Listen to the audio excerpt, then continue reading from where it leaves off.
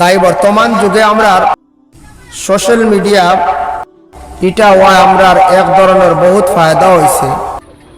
গড় তাকি আমরা বিভিন্ন মৌলানা সাহেবগুলোর ওয়াজ আমরা সার্চ করি আমরা শুনতে পাই ওলার এর লাগিয়া হয়তো আমরা একদিকে ফায়দা হয়েছে আর আরেক দিকে লস হয়েছে কিতাব বলে ওয়াজর মজা কমে গেছে প্যান্ডেলও মানুষ বেসাই না কইবা এটা বাড়ির থাকি পাইমু খবর ওলা না বাড়ির থাকি আমরা ওয়াজ পাইমু নেটো মারমু সার্চ করমু যে মৌলানা চাইমু পাইমু পাইবা ঠিক আছে ওয়াজ শুনতা সার্চ করিয়া বড় বড় মৌলানাগুলোর ওয়াজ শুনক কোনো বাধা নাই। সোশ্যাল মিডিয়া বহুত জিনিস আগুয়া দিস ও যারা বাইয়া নাচন যারা ওয়াজটা রেকর্ডিং করডা ইসলামিক লাইনে চ্যানেল চালাইতে আমরা ইসলামের বহুত ফায়দা হয়েছে বহুত উন্নত হয়েছে হয়েছেন না না অনেক অজানা জিনিস মানুষে জানছেন আগেইলা জানছেন না যার কারণে ইসলামিক চ্যানেল যেগুলো আমরা বাইয়ানতে চালাইতে চালাক্কা বালা এরারে আমরা আগুয়া দিতাম যতটুকু সাহায্য লাগে সহযোগিতা করতে আগুয়া দক্ষ অসুবিধা নাই। কিন্তু যেগুলো আনলিগেল আমরা ইসলামে কোনো অবস্থায় গ্রহণ করেন না বুড়া খারাপ জিনিস যেগুলা পিকচারগুলা তুলিয়া চালন দেওয়া হয়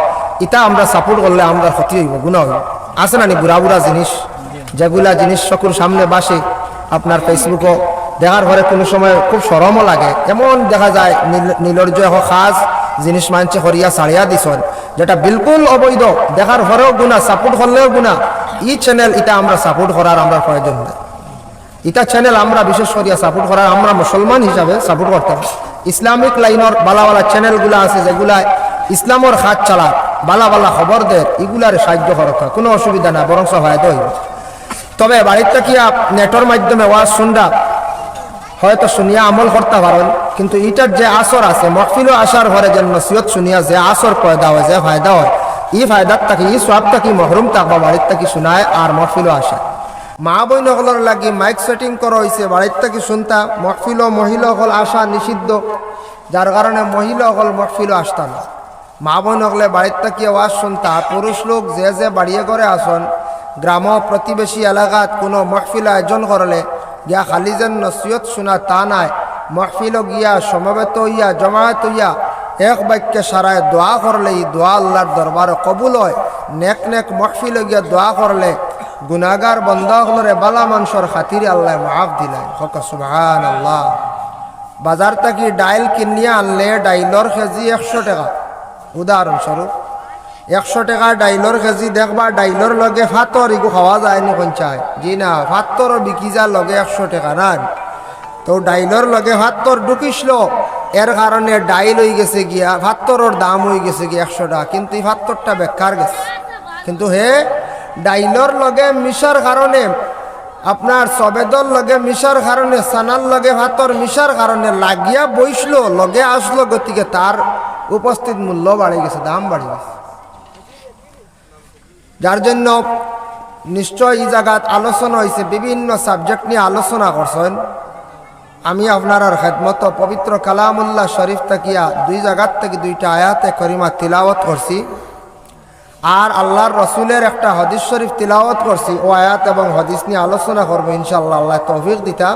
মুহতারাম হাজিরিনে কেরাম আমরা হইলাম মুসলমান ইসলাম ধর্মের মানুষ ভারতবর্ষে বিভিন্ন ধর্মাবলম্বী মানুষ আছেন ইসলাম ধর্মের সনাতন ধর্মের জৈন ধর্মের শিখ ধর্মের বুদ্ধ ধর্মের বিভিন্ন ধর্মের মানুষ আছেন কিন্তু সব জাতি মিলিয়ে আমরা ভারতবর্ষে আমরা বসবাস করি হরিয়ানা না হয়ে যায় ইলা প্রায় ওয়ার্ল্ড এক রাষ্ট্র আছে ইলা কোনো রাষ্ট্রের মধ্যে বিশেষ করিয়া ভারতবর্ষের মধ্যে যারা বিভিন্ন জাতি বিভিন্ন গোষ্ঠী একত্রিতভাবে মিলিয়া বসবাস করডা ইলা প্রায় ওয়ার্ল্ডের মধ্যে এমন রাষ্ট্র নাই। ইলা রাষ্ট্র পাইবা ইলা দেশ পাইবা যে রাষ্ট্রের মধ্যে দুই ধর্মাবলম্বী মানে 2 জাতি 3 জাতি 4 জাতি তার থেকে বেশি পাওয়া যায় না। ইলা এক রাষ্ট্র আছে পূর্ণাঙ্গভাবে মাত্র এক জাতি নিয়ে গোটা দেশ চলতে আছে।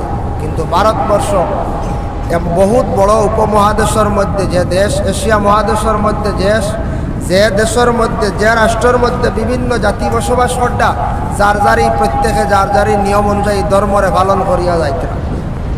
এটা আমাদের ইসলাম ধর্মের মধ্যে মহৎ গ্রন্থ কোরআন আল কারীম কোরআনের মধ্যে আল্লাহর যাতে ঘোষণা করছেন লাকুম দীনুকুম ওয়ালিয়া দীন যার ধর্ম তোমার যে ধর্মের মধ্যে আছো, যে ধর্মের অন্তর্ভুক্ত হইছো, যে ধর্মরে তুমি গ্রহণ করছো, সেই ধর্ম তুমি তোমার নিয়মে তুমি পালন করো, যাতে অন্য ধর্ম কষ্ট হয় না, ব্যাঘাত ঘটে না। যার যারই ধর্ম যার যার নিয়মে পালন করো। আমরা হইলাম ইসলাম ধর্মের মানুষ, মুসলমান। আমরা এটা মুসলমান বলিয়া আমরা পরিচয় দিতাম। আজকে আমি গেছি লালাট কিংবা তো শিলচার টাউনে যাওয়ার পরে আমি মুসলমান, আমি মুসলমান হিসাবে আমি পরিচয় দিতাম। যদি মুসলমান পরিচয় দিতে আমার যদি লজ্জা লাগে, আমার ইমান বহুত কমি, ইমান বহুত কমজোর, এর জন্য আমি মুসলমান হিসাবে আমি কি করতাম, আমার পরিচয় ডাকতাম। মুসলমান হিসাবে কয়েকটা করণীয় আছে। মুসলমান হিসাবে বহুত জিনিস পরহেজ করতে লাগে। আকসর উলামায়ে কেরাম হলে নসিহত করেন নমাজের দিকে, নিজেও নসিহত করি নমাজের দিকে। কিন্তু নমাজ পড়ার পরে নমাজে বহুত বুড়া কাম থাকি বাঁচায়, এটা কোরআনের হুকুম। কিন্তু অনেক অজানা জিনিস আমরার মধ্যে থাকি যায়, যে খাসগুলো এই লোক বড় নিফাকি খাম, বুড়া খাম, যেগুলা মানুষে পথভ্রষ্ট করে, ধ্বংস করে, বরবাদ করে। তখন এই মানুষ বরবাদ হয়, নষ্ট হয়, মানুষ তার মানসিকতা থেকে দূরে সরিয়া যায়। এর লাগি নিফাকি খাম যেগুলা আল্লাহর রসুলে কইছেন এগুলা বর্জন করো, এগুলা তুমি তাই ছাড়ো। নেফাকি কামে তোমাদের বরবাদ করবো, হালাক করব, তুমি তাই ধ্বংসর পথে যাইবাই। নেফাকি খাস কিতাব মিশকাতুল মাসাবি, সেই হাদিস শরীফের মধ্যে আল্লাহর রসুল সাল্লাল্লাহু আলাইহি ওয়াসাল্লামে বাবুল কাবাইরু আলামাতুন নিফাক একটা বাব বান্ধ হয়েছে, যে বাবার মধ্যে আলামাতুন নিফাক, নিফাকর আলামতগুলো আল্লাহর রসুলে বয়ান করছেন। যে নেফাকি খামে মানুষ বরবাদ হয়ে যায়, হালাক হয়, ধ্বংস হয়, মানুষ একবারে নিকৃষ্টতম হয়ে যায়। এর জন্য বিশেষ করে এগুলোর থেকে আমরা মুসলমান বাঁচা আমরার লাগি অত্যন্ত দরকার, কর্তব্য এগুলো। আমার গ্রামে একজন শিক্ষিত মানুষ, আমার গ্রামে একজন অন্য কর্মী মানুষ, এন কিভাবে চলডা, এন কিভাবে এত সম্মানী হইলা, এন কিভাবে এত তাইন সম্মান লাভ করলা, কোন জিনিসের দ্বারা, এটা আমি উপলব্ধি করতাম। আজকে গ্রামের সাপোজ একটা উদাহরণ, আপনার গ্রামত ইলেকশন হয়, পঞ্চায়েত ইলেকশন হওয়ার লগে লগে পঞ্চায়েত ইলেকশনের সময় কী করা হয়, প্রতিনিধি হল সব খাড়া হয়, বলা আসুন না। বর্তমানে আমাদের ভারতবর্ষের সরকারে, বিশেষ করে আসাম সরকারে কিছু নিয়ম আইন করছেন, যেটা শিক্ষাগত অতটুক পর্যন্ত শিক্ষা থাকলে। আবু বক্করের জিন্দগি দেখলাম, রসুল্লাহ হাঁটিয়ে যাওয়ার সময় রসুল্লাহর পিছন দিকে আবু বক্কর না গিয়া ডানে বামে যাইতা। প্রশ্ন করা হইল, হে আবু বক্কর, তুমি রসুল্লাহর পিছনে না তাকিয়া ডানে বামে কারণ কি? বলে, রসুল্লাহ যেই জায়গাত কদম রাখছেন আমি চাইয়ার না আবু বক্কর ও জায়গাত কদম রাখতাম, আমার ভাও ভালাইতাম, আমি মনে করি আর এটা বেয়াদবি হয়ে যাব। সুবহানাল্লাহ, অতটুক আদব দেখাইছেন নবীজির শান হজরতে আবু বক্করে। এর জন্য হজরতে আবু বক্করের দরজা আল্লাহ কতটুক বুলন্দ করছে। তাই রাসূলুল্লাহ সাল্লাল্লাহু আলাইহি ওয়াসাল্লামে সাহাবায়ে কেরাম হলরে একদিন হইলা, ও সাহাবী হল, 60টা ইসলামের মধ্যে 60টা বুড়া জিনিসটা কি তুমি তাই বাঁচিও, যে 7 বুড়া জিনিসটা কি তুমি তাই বাসনাতে হালাক হইবা, বরবাদ হইবা। وقال النبي صلى الله عليه وسلم اجتنبوا السبع الموبقات قالوا يا رسول الله وما هن। আল্লাহর রাসূল সাল্লাল্লাহু আলাইহি ওয়াসাল্লাম সাহাবায়ে কেরাম হলরে জানাইল, সাহাবী হল, 60টা বুড়া জিনিসটা কি বাঁচো, নতুবা তুমি তাই বরবাদ হইবা, ধ্বংসর পথে যাইবাই। সাহাবায়ে কেরামরা প্রশ্ন করেন, কালু ইয়া রাসূলুল্লাহ, ইয়া রাসূলুল্লাহ, আপনি হুকমা হন্না 60টা জিনিস কি কি আপনি আমরারে কইয়া দেন। আল্লাহর রাসূল প্রথমে জানায়, কাল আশরিকু বিল্লাহ, আল্লাহর শরীক করিও না, আল্লাহর লগে শিরকি গুনাহ করিও না। শিরকি গুনাহ কি? আল্লাহরে শরীক করা। দেখো, আল্লাহরে শরীক করা মানে শিরকি গুনাহ এমন একটি গুনাহ, যে গুনাহ আপনি যেন তওবা করলে মাফ হয়ে যাইব তা নাই। শিরকি গুনাহ ওই সময় মাফ হয় যখন আল্লাহর বান্দা শিরকি গুনারে ছাড়বো, সেই গুনাহ থেকে বিরত থাকবো, তখন তারে আল্লাহ মাফ দিবা, নতুবা মাফ নাই। এখন আমাদের ভারতবর্ষে হিন্দু ধর্মের, সনাতন ধর্মের মানুষ যারা, এরা বড় উৎসব করেন, দুর্গা পূজা করেন না? সেই যে দুর্গা পূজা করা হয়, দুর্গা পূজা করতে বিভিন্ন মূর্তিগুলা বানানি হয়, তাদের ধর্মে এটা, তাদের শাস্তি এটা, তাদের করণীয়, কোনো বাধা নাই, কোনো অসুবিধা নাই আমাদের জন্য। আল্লাহর বান্দেগান, কিন্তু আমাদের ইসলাম ধর্মের মানুষদের জন্য নিষিদ্ধ আছে, নিষেধ করা হয়েছে। আমরা মুসলমান কোনো বাইয়ে কোনো দিন কোনো অবস্থায় মূর্তি বানাইতা না, এটা আমরা লাগে নিষেধ। যদি কেউ মূর্তি যদি বানাই, মূর্তি যদি বানানোর যদি সহযোগিতা করেন, তাহলে জানিয়া রাখবা কিয়ামতের দিন ময়দানে মাহশর আল্লাহ পাক রব্বুল আলামিনের দরবারে এইগুলো মানুষ গিয়া খাড়া হইবা, বন্দারে জমিনও তো আমি আদম জাতিরে বানাইলাম, মানুষ বানাইলাম, তুমিও কিন্তু জমিনের মধ্যে মানুষ বানাইলাই, মানুষ কিন্তু বানাইছো, মানুষের পুরা সুরত প্রায় বানাই দিসলাই, জান দিসলাই নেই বলে না, জান তো দিতাম পারছি না বলে, কোন কারণে তুমি মানুষের আকার সৃষ্টি করলাই, মানুষের সুরত বানাইলাই। এইভাবে এই গরো মানুষ গিয়া কিয়ামতের দিন আল্লাহর দরবারে গিয়া খাড়া হইব। এর লাগে আমরা ইসলাম ধর্মের মধ্যে মুসলমানদের জন্য নিষিদ্ধ হইল কখনো মূর্তি আমরা বানাইতাম না। কেউ যদি একটা মূর্তি যদি বানায় হিন্দু ধর্মের বানাক, তারা শ্রদ্ধা করক, সজিদা দক্কা, আমাদের কোনো অসুবিধা নাই, কিন্তু আমরা লাগি বিলকুল নিষিদ্ধ, হারাম। ইলা যদি কোনো বন্দা করেন শিরকি গুনাহ করলা, যত সময় পর্যন্ত সেই গুনাহ থাকি বিরত থাকছেন না, তারপরে তাই তওবা করতা, অত সময় পর্যন্ত আল্লাহর বন্দারে আল্লাহ মাফ দিতা নাই। ওটা হইল কি শিরকি গুনাহ।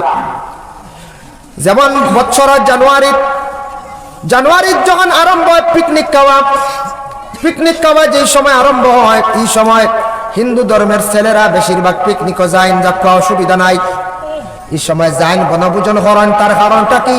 খবর লইয়া একদিন জিজ্ঞাসা করবা, এটার তথ্য লইবা, বলে হিন্দু ধর্মের ছেলেরা গড়তা কি বাহির হইয়া যায় একদিন, তাদের একজন দেবী আছেন, যে দেবীর দিন পালনার্থে গড়তা কি বাহির হইয়া যায়, গিয়া আনন্দ করেন, ফুর্তি করেন। আমরা যদি মুসলমান কোনো ভাই যদি গিয়া একজন দেবীর দিনটারে যদি পালন করি, তাহলে এটা আমাদের জন্য থাকছে গুনাহ, শিরিক, আল্লাহর শরীক করলাম না। আল্লাহর শরীক করা হইল, আল্লাহর রাসূল বলেন কালা শিরকু বিল্লাহ, আল্লাহরে তুমি শরীক করিও না। যদি আল্লাহর শরীক করো, তুমি হালাক হইবা, বরবাদ হইবা, তোমার কোনো ইবাদতে খাস দিত না। এর লাগি মুসলমানের কিছু ভাই পিকনিকও যাই না, আপনারা এইদিকে হয়তো যাই না, বলা না যাইনি। ইয়া আল্লাহ, যদি এলাকাও যায় আল্লাহর ওয়াস্তে আগে গেছেন গিয়া তওবা করেন, মাফ চান, যুব সমাজ লক্ষ্য করেন, একজন দেবীর দিন পালনার্থে বাইরে পিকনিকও যায়, আপনি এখানে মুসলমান এক আল্লাহ বলিয়া বিশ্বাস করছেন, দেবীর দিন পালনার্থে আপনি বাইরে হইয়া যাইতরা, আপনার বাবা কি গার্জেনটে কি এটা নিয়ে কোনো সময় প্রতিবাদ করেন না। বাবা আপনার ছেলেরে বুঝাইন, নসিহত করেন, আপনার ছেলেরে আপনি নসিহত করেন, নসিহত হইছে না, আপনি প্রতিবেশীর সাহায্য লন, গোষ্ঠীর সারা মানুষেরা ডাকেন, বলে আমার ছেলে মুসলমান হইয়া পিকনিকও যার, আমার ছেলে মুসলমান হইয়া দেখা যায় শিরকি গুনার মধ্যে লিপ্ত, আমার ছেলে মুসলমান হইয়া মদ পান করে, যেটা ইসলামে অবৈধ বলিয়া ঘোষণা দিছে।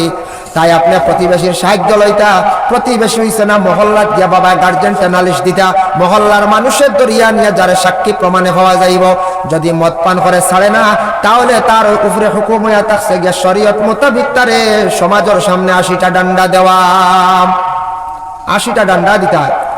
আর ইসলামের যদি এবারে যদি কোনো বুড়া কাম করিয়া থাকে যুবক, তাহলে শরীয়তের হুকুম অনুযায়ী মহল্লার মানুষে তাজিরাতান হিসাবে সমাজ 39টা ডান্ডা দিয়া তারে ছাড়ো। তাজিরাতান একটা হুকুম আছে, যেমন তাজিরাতানের হুকুম একটা শ্বশুরের উপরে, ইলা কোন জায়গাত নেফাকি জিনিস ঘটি যায় দেখা যায়, কোন জায়গার মধ্যে ইলা কোন সময় হয়ে যায় শ্বশুরে বুড়া নিয়তে গড়র ছেলের বউর প্রতি, পুত্রবধূর প্রতি কোন সময় লক্ষ্য করিলেন, বুড়া নিয়তে ইলা যদি করিয়া থাকেন, যদি বুড়া নিয়তে যদি হাত দিয়া ধরিলেন, বুড়া খাজার দিকে অগ্রসর হয়ে যান, আর সাক্ষী প্রমাণে যদি তানের দোষী সাব্যস্ত ঠিকানি হয়, তাহলে সেই শ্বশুরের উপরে ডান্ডার হুকুম হয় টোটাল 39 ডান্ডা।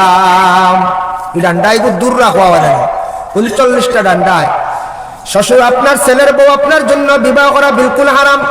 মেয়ের মতো মনে করি আপনি আপনার ছেলের বউরে নিয়ে আপনি আত্মীয় স্বজনের বাড়ি যাইতে পারেন, ছেলের বউ হিসাবে আপনি ফাঁসিতে পারেন, কিন্তু দিনের বেলা আপনি ফাঁসিছেন, গল্প করছেন, কোনো বাধা নাই, আপনার জন্য শরীয়ত অধিকার দিছে। আর বুড়া নিয়তের দিনে হোক রাত্রির বেলা হোক, যদি আপনার ছেলের বউরে যদি কোনো শ্বশুরে যদি দরিয়া থাকেন, তাহলে জানিয়া রাখবা তাজিরান মাসলই লগিয়া 39টা ডান্ডার হুকুম আসি যায়। যদি কোনো মেয়ে সাক্ষী দিলায় বলে আমারে বুড়া নিয়তে ধরছেন, আমার শ্বশুরে আমার আব্বায় আমার লাগে বুড়া কাম করতে চাইছেন, আমি সুযোগ দিছি না, ইলা নাউজুবিল্লাহ আল্লাহ খরাক না, ইলা কোনো জায়গায় হঠাৎ হয়ে যায়, তাহলে মেয়ের সাক্ষী বস কাফি আর লাগে না। মেয়ের সাক্ষী দিলেইলেও শ্বশুরের উপরে ডান্ডা আইব 39, মার কোনো রেহাই নাই। এর লাগে কোনো ছেলে যদি ইসলামের বারা যদি হাত যদি করিয়া থাকে, মহল্লার মানুষের তারে দরিয়া নিয়ে ডান্ডা দিতে পারেন, নতুবা কোনো ধরনের শাস্তি আপনারা দিতা, মহল্লার মানুষ সচেতন হইতা। এই বছর আমরা গ্রামের কোনো ছেলে যদি পিকনিক খাওয়ার যদি যায়, মহল্লার মুরব্বী হলে কমিটি হলে সিদ্ধান্ত নিতা, এই বছর যদি পিকনিক খাওয়ার যায় তাহলে জরিমানা হইব। আমরা মহল্লার যে শাস্তি যেটা দারিদ্র কর্ম ওটা আমরা দিব।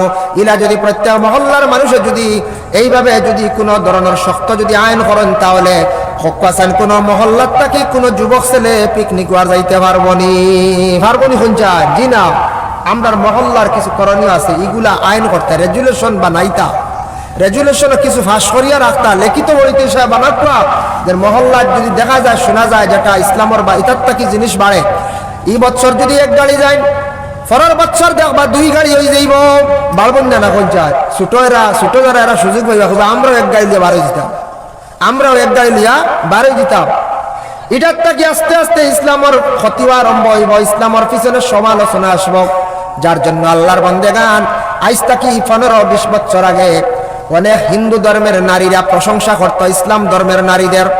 হয়তো ইসলাম ধর্মের নারীরা বড় আব্রু থাকে, বড় পর্দা থাকে, ইসলাম ধর্মের নারীরা মার্কেট আউরি যায় না, গার্জেন ছাড়া বাজারে যায় না।